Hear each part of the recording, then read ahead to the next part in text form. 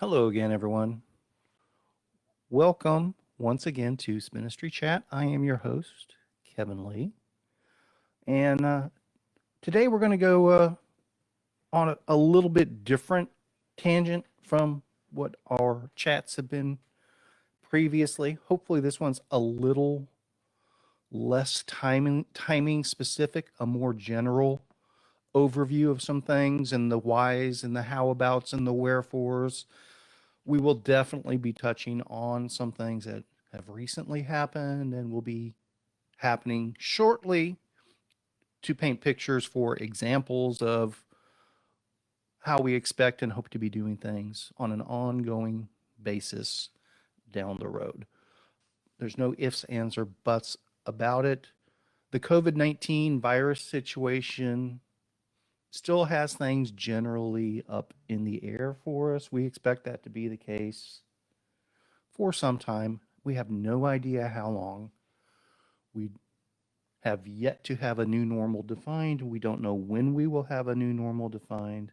Realistically, we're just kind of taking things a few weeks at a time at this point. And I really wouldn't expect that to change before the end of 2020. But, we'll take the cards that are dealt to us and make the best hand that we possibly can. So that's kind of the big picture view of it, which is to narrow it down a bit and kind of what the topic we're discussing today is about. We've shifted our focus to be more Club Spinistry oriented. And that's not specifically trying to strong arm people into joining Club Spinistry. And hopefully we can kind of paint that picture with this discussion. That's not our attempt here. What more people being Club Spinistry members gives us is a lot more flexibility, ultimately, is what that boils down to. There's no reason to go into the minutia of doing Club Spinistry rides versus a typical general public ride. There's a lot of moving pieces involved in that. Generally speaking, once you're a club member, it gives us a lot of flexibility, is the nuts and the bolts of it. And that flexibility allows us to do things like, extremely small events. We had one this past weekend we just had 3 people there, and that was perfectly fine. But it also gives us the ability to gather information and make things more rock solid for others that may come later and do things on their own or other group events, which we will be doing as well. We're not saying that you have to be a Club Spinistry member to do Spinistry events going forward. All we're saying is that there will be more options available for people who are Club Spinistry members. Realistically, just a really rough sketch of it. We're probably, for the next several months, looking at maybe one event a month that's open in limited capacity to the general public. But then we're going to try to offer options every week for Club Spinistry members. And we're going to try to make those options as geographically broad as possible. And some of those options are things we may offer multiple times and maybe slightly different permutations. What we did this past weekend, I'm sure we'll offer that same option again down the road. And just as a snapshot for that, what we did this past weekend, and we put this together somewhat on the fly just because it was obvious we were going to have fantastic weather for camping. And we're in Texas. To get no wind, no rain, and mild temperatures for a full weekend, that doesn't happen very often. So we were able to put together, it was a route that I had already sketched out and with camping facilities that we were already familiar with. And we're just going to do a quick snapshot of this. We'll talk about more of the details of how things work in the ongoing discussion for this chat. But this time we based it at 4 Hour Ranch, allowed for safe over weekend parking, and then we overnighted in the LBJ grasslands, about 50 miles away, roughly. And then that was our Saturday route. And then Sunday, we completed the loop back to 4R. And it was a really, really fantastic place to camp. And we essentially had it all to ourselves. The weather was ideal. And but it was something we threw together Monday and Tuesday of the prior week. We knew we weren't going to get 100 people to come to that. But now we have all the information needed that if we have another idyllic weather weekend that pops up, people know, hey, this is something that's a possibility. And that's the one, I guess that's the meat we're hoping people pull from this chat is Club Spinistry weekends and options. The idea is whenever it fits into your schedule and you need a getaway, hopefully we have something that fits for you. Whether it's something we're doing as a group or something we've done in the past that we can give you the details so you can grab a friend or two and do it on your own. Whatever. Lots of options there. We think it's critically important for people to get out and about and do things. It was definitely a topic of discussion. The COVID-19 depression that I think everybody's dealing with one way or another, and certain gradients for each of us here and there. There's no doubt that just getting away for a bit makes a huge difference. That's the 30,000 foot view of Club Spinistry broad view benefit going forward. But we're also going to talk a little bit about some of the specifics of some tangible benefit of that right now. Just a quick reminder, and this is not a pitch specifically for our Pan-A-Racer International Grand Prix of Gravel, the virtual challenge, but here's an example of the flexibility that we're able to build into this. Quick reminder, or maybe this is the first time you're hearing this, right now we have this virtual challenge going, supported with our friends from Pan-A-Racer Tires, that goes through the first week of December. Basically, you just go out and ride your bike as much as you can, and you log your miles. And the more miles you log, the more opportunities you have to win prizes and bragging rights and things like that. That's one direct benefit is if you sign up for the Pan-A-Racer International Grand Prix of Gravel, that virtual challenge, the cost to sign up is $75. Well, $75 is also what a 12-month membership to Club Spinistry costs. When you sign up for the virtual challenge, what we do is we give you a coupon code equal to that $75 to apply to a Club Spinistry membership. So it's kind of a 2-for-1 deal there. You join the challenge, you're eligible for prizes. Everybody that signs up for the challenge gets a unique gift pack. And the more miles you accomplish, the more gifts that get added to that pack. And then we're also going to have prize drawings at the end of it based on the more miles you complete, the more opportunities you'll have to win in those drawings. And then you get a Club Spinistry membership on top of it all. I mean, right there, we think that's probably $75 of value for everyone right then and there. But then what we do is once you're a Club Spinistry member, we have our Club Spinistry rides, events, get-togethers. We'll probably do more virtual type challenges that are Club Spinistry specific down the road, because there's things we can do with a Ride with GPS leaderboard where maybe not everyone can ride this specific route on that specific day, but over the course of a month, people can ride it and they can compare times, yada, yada, yada. Short story, long version. Sign up for the virtual challenge and you also get your Club Spinistry membership. And what we're going to be doing going forward, that's what we'll start talking about next. And we've already been doing this. We're just going to kind of formalize it some more and reinforce this basic message.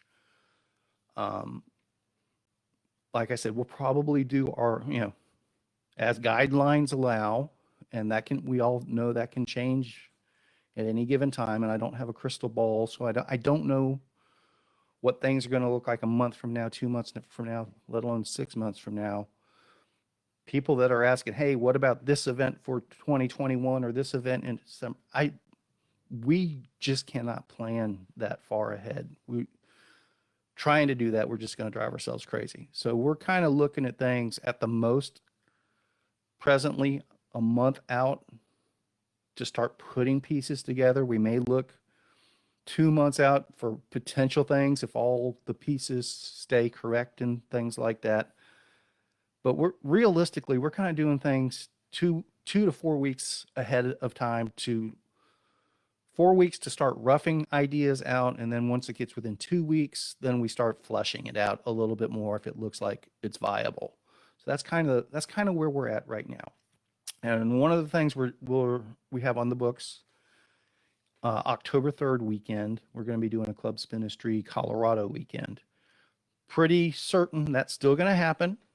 Obviously, things can pop up between now and then to make that change, but we're close enough to the point to start finalizing plans and putting routes together.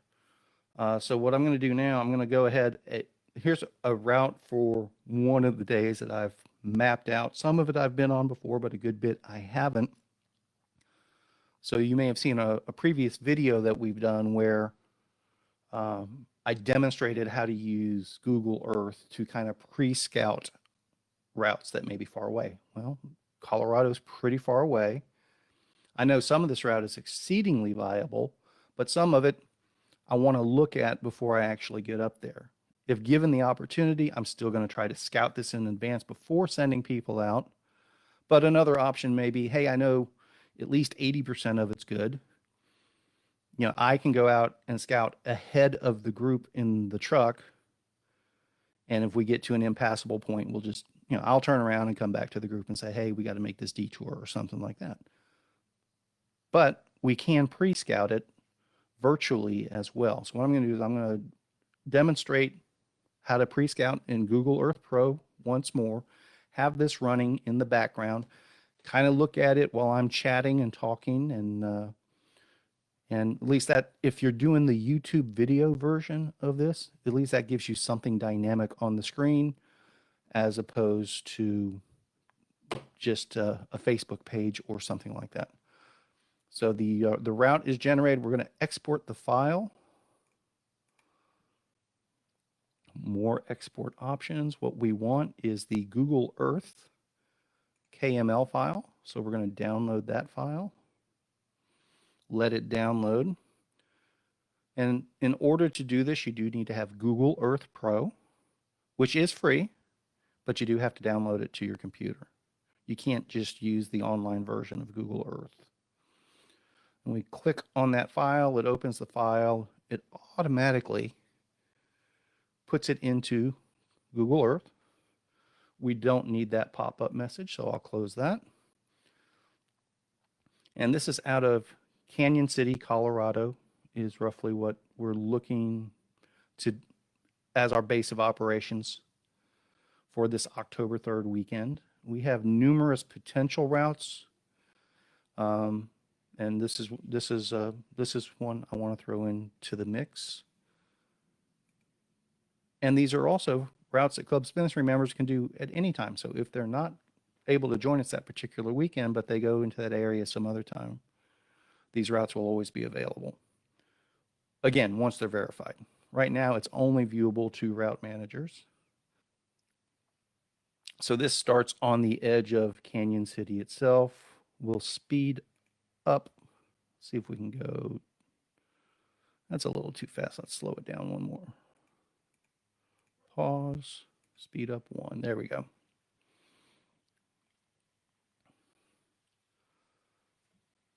All right.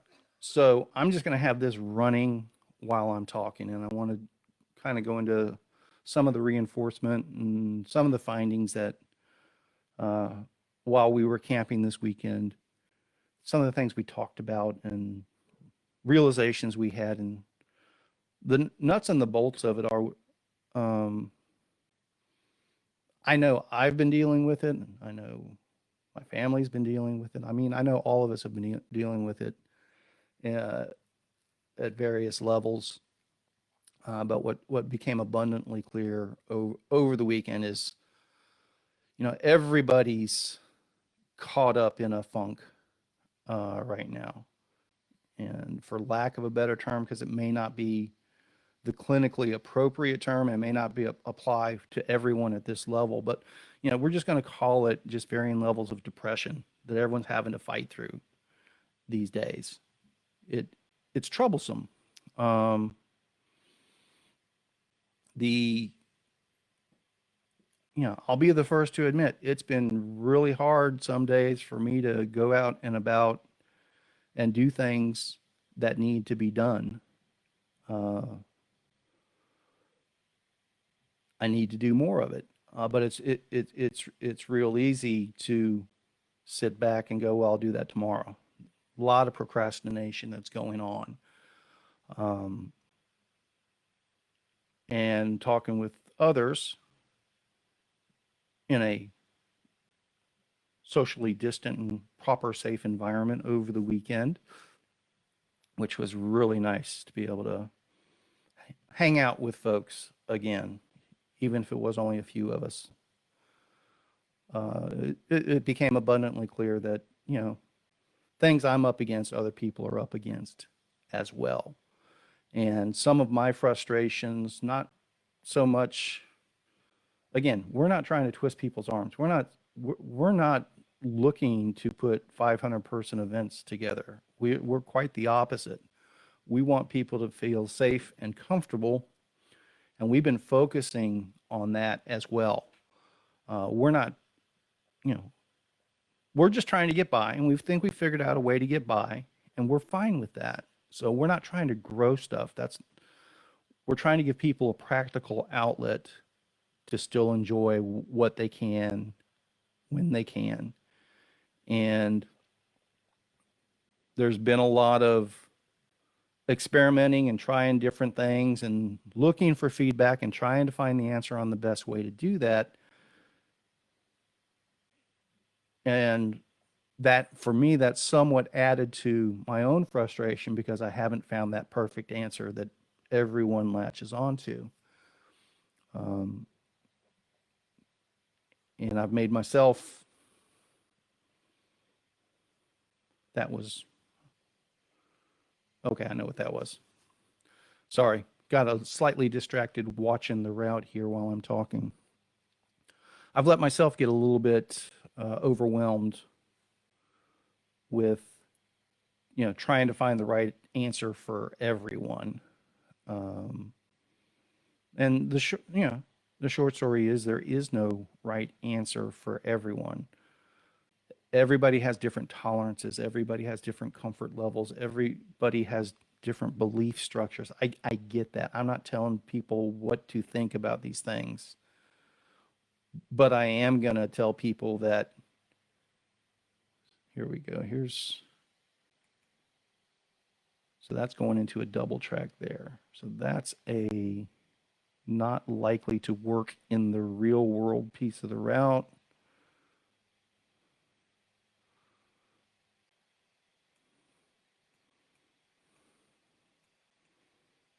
It's a valley there, and it may work. Let's see what we can go over here. That's what I was afraid of. It may still work. It might just be, oh, no, okay. I think that does work. Let's check this right here. All right, we got something to work. We're okay. We're okay. That's definitely worth driving into and checking out in the real world. The most important thing I feel at the moment is we have to do stuff. We have to do stuff that pushes us mentally and physically, if nothing else, just for the overall distraction to everything else going on that it offers people. And I know some of y'all are already doing this, and more power to you, and congratulations. And please do help those of us who've been struggling with that to do a better job of it. for me, it was a little eye-opening that my frustrations were almost directly in alignment with other people's frustrations. Again, I knew everybody has struggled with this, and but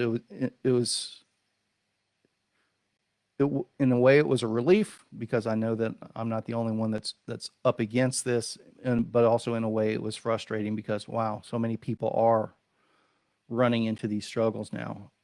So we definitely want to find ways to help people,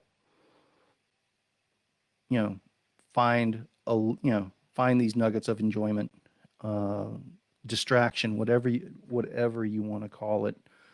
And this isn't preachy. We're not telling people, you know, well, it's just got to be this way for safety, or well, it's all crap that's out there. Just go do what you want to do and don't worry about it. That we're not trying to deliver either of those messages. We think it's extremely important for everyone to be aware and cognizant and understanding of different people's belief structures and what they're comfortable with and what they're not comfortable with. But it's just common courtesy at this point.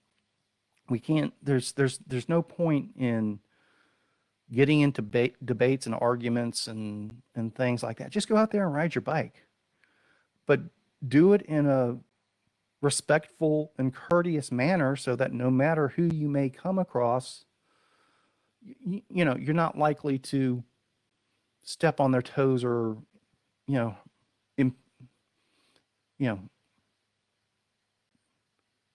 interfere with their feelings or anything like that.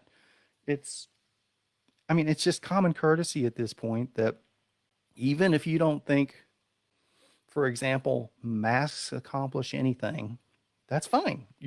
Please have that opinion. But just recognize that other people have a different opinion than that and be respectful of that. And if you're not going to be supportive of that type of opinion, it's not appropriate for you to push that in an environment where there's groups that are taking a more conservative, better safe than sorry approach. Put on a mask for 5 minutes at a time here and there, and don't stand up there and rail about it. But the inverse is true as well. If you're aware that you're near somebody that isn't as concerned about the virus as you are yourself, there's no reason to deliver a preachy and judgmental message if they're not actually doing anything at that moment that could be interpreted as unsafe or whatever else. Just everybody be respectful of each other. And in a lot of cases, what that's definitely going to mean for some folks is to only hang out and ride with people that you're specifically comfortable in being around. And there's nothing wrong with that. And we're going to give folks outlets to do that. I mean, if you're watching this video now, this is an absolutely amazing route right here. This is fantastic stuff. This part of it I've been on before. I know this is primo. The little loop that got to this was new stuff to me. But this area south of Canyon City, Colorado, it's just some absolutely amazing scenery, and there's a couple of good little pitches in there, but nothing that'll kill you, I don't think.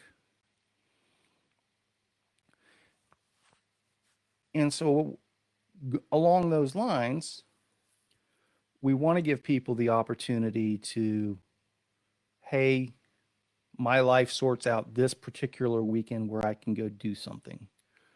And if it's in alignment with something that we're already doing and fits into your travel radius or whatever, the expectation is that we're going to be having some sort of Club Spinistry, something almost every weekend going on. Now, some may be in North Texas, some may be in Central Texas, some may be in Colorado, Most will still be bicycle oriented, but like right now, first week of November,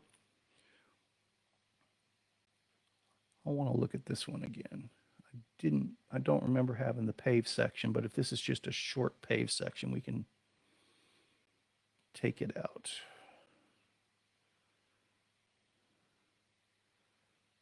That looks to be a pretty short paved section.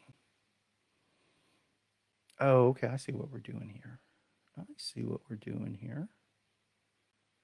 This was a shorter route than I thought it was.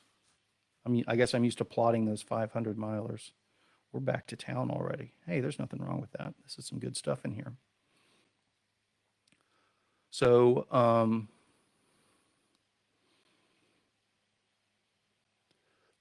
first week of November, we're going to be actually doing an overlanding trip. Not bicycle oriented at all, but it's going to enable us to do some fact finding for some bicycle trips, towards the Big Bend area as well. That's part of what we're doing with this Colorado scouting as well. And that's a phone call I need to take. So we're going to pause the video here. We are back from our little break. So going to start part 2 of today's chat. And where we left off, we were touching on our overlanding trip for the first week of November. Not going to go into a whole lot of detail on that at the moment, but since that was kind of the stopping point, went ahead and brought up what's currently our scouting map. It's about 750 miles, roughly, from the east side of Austin to Terlingua, the way it's mapped presently. I have reviewed it with the Google Earth virtual scouting. The odds of this route being the final route are 0. When we scout this with our overlanding trip in November, we're going to come across things that don't work. The odds of the vast majority of this route being viable are pretty good based on what we've seen so far, but that can change if there's just a key intersection or road that's part of the spine that just doesn't work and we have to make a major detour to put things back together. So that's why we scout all these routes, and usually I do it out on my lonesome and have a good time doing that. But this time we're going to do it as a group and maybe get a chance to check out Big Bend. Hopefully the national park's all open by then. But it's going to be some adventure regardless. We don't know exactly how it's going to look just yet. It's still too far out, first week in November, to say what camping areas may be accessible and which may not. Weather could play a factor. If a hurricane blows through and washes out some bridges, or rivers are flooded and we can't do a river crossing. So, but we have a general game plan we can work with, and we can always roll over into a plan B on the fly. And that's where the motorized scouting becomes very useful. To try to scout this via bicycle could literally take years of coming to dead ends and having to turn around and start over from scratch and that sort of thing. But what this allows us to do, even if we cover half of it and the second half doesn't work, that gives us a spine to work off of to create other loops. So we may find out this is a really cool section here, but nothing west of it's any good. But we just find some roads through here and we've got a really cool loop in that area or something like that. In turn, obviously not everyone's going to be up for a 750-mile bicycle journey. So they may just choose to do a couple hundred miles of it and then come back to Austin, or start in the middle and go all the way to Big Bend, or start in Big Bend and circle back through Fort Davis and down through the state park or something like that. We lay the groundwork for people to create their own adventures, and we get intimate knowledge of the areas and the roads and the maintenance schedules and potential, issues, again, based on rivers and mountains are literally insurmountable. If there's not a way to get across a river, if there's not a way to get over a mountain, outside of just going full mountain man mode, which most of us aren't up for that these days. Sometimes it just doesn't work. Well, somewhere in that 750 miles, there's going to be an insurmountable mountain or river crossing that's not viable or something like that, and we'll have to make adjustments. So that's the quick overview of our planned Club Spinistry overland adventure. And it's also going to be flexible enough that right now the rough idea is maybe I take a week and do a route from Dallas all the way to Big Bend and camping, but I know not everyone's going to be able to do that. So, maybe we set it up where Friday night people meet in Burnett or Marble Falls or something like that. And, we can do a nice 2 or 3 day adventure all the way to Big Bend National Park. We'll play with it, nail down some details between now and the first week of November. Again, just trying to come up with a bunch of different adventures for people to do when it fits into their schedule. So if you're not able to join us on that overlanding trip the first week of November, you can take our experience and the knowledge we gain on that trip ourselves. We'll make that available to all Club Spinistry members. So if you want to do it like on the following weekend with your own group or something like that, we give you that capability. Or if you see a piece of that was particularly interesting to you and it's like, wow, I'd like to do like a 50-mile bicycle ride in this part. Hey, Kevin, can you show me a way to get back to X town if I go from point A to point B? Show me the best way to get back to the staging area without having to double back. So that's one throwback to part 1 of our earlier discussion. And here's another throwback. So we were doing the Google Earth virtual scouting via Google Earth Pro. And you may remember I came across one segment that I had questions about if it was viable. It might be double track or something like that. So what I've done, I've gone ahead and brought back the route on the Ride with GPS, and I'm going to look at that more closely now. Now I know, based on that virtual tour, I know I have something I have questions about. So I thought I'd just give a quick demonstration of once I do that, a virtual scout like that, and I come across something questionable, kind of what my next steps are likely to be. And I haven't done any more since then. So what I'm gonna go into edit mode for the Ride with GPS. Dismiss that. We don't want to look at it in terrain view right now. It kind of mucks things up a little bit. We want the simplest view possible. We can go back in and out of terrain view if viable. So essentially, when we started this southern loop here, about this 22-mile mark, this stretch of road in here, and I remember it because, it was this loop that I added was a new piece. This whole western out and back is stuff that I already know. This is a fantastic road here. So I added this loop, and I knew when we made this hard turn here through this, we'll go back to the terrain view. It looked like a valley in Google Earth, and you can see it right there. It goes right through this valley here. What we're going to do now is change it to satellite view, because when we're doing the virtual scout, and we want to also turn off the labels, it looked like the road may have disappeared into double track. But then when we zoomed in a little bit tighter, it looked like the road was good. And okay, so here is where it went down into double track on this plot. And it does still look like that could potentially be an issue. Let's go back to the map view. So the map shows that there's a road here, Arroyo Road. But when you look at the satellite view, it's a double track at best. And a very faint double track. And that looks like a gate right there. And that looks like a turnaround for a dead end. I would say chances are tremendously high that this section here is not passable. Now, it could end up where Let's look at the map again. See, like that road doesn't show on the map at all. Go back to the satellite.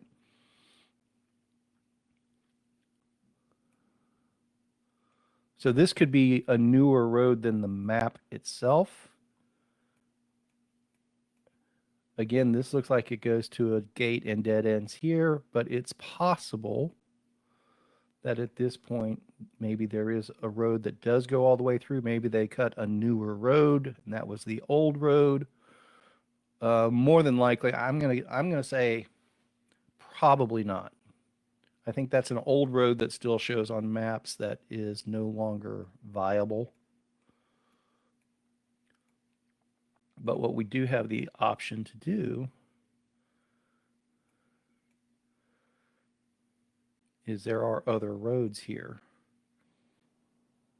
So basically we just go here like this. That only adds a mile and doesn't add any elevation.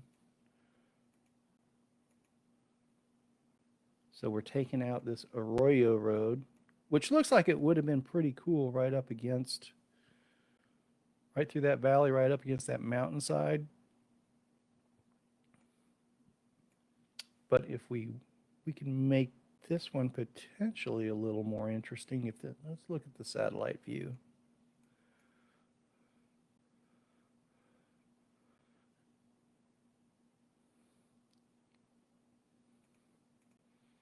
We could throw a little bit more elevation in and a little bit more twisty if it lets us do this.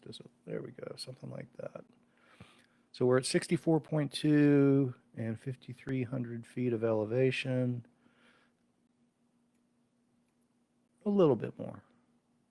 But it does throw some twists and turns into it. Might be a little more interesting. Let's look at the satellite through there. A little bit more wooded. Looks like there might be some washout there. I don't think that's reflecting the terrain accurately. That looks like a pretty rough road. That looks like a pretty rough road. I think I would actually prefer to go back to the slightly more boring one. But we know both are viable now. So I would probably scout this. And if it ends up being okay, stay with that. But know that I have this as a backup, that maybe it's not quite as interesting, but possibly less treacherous if there is some washout through this section here. Again, originally we were just splitting this valley through here.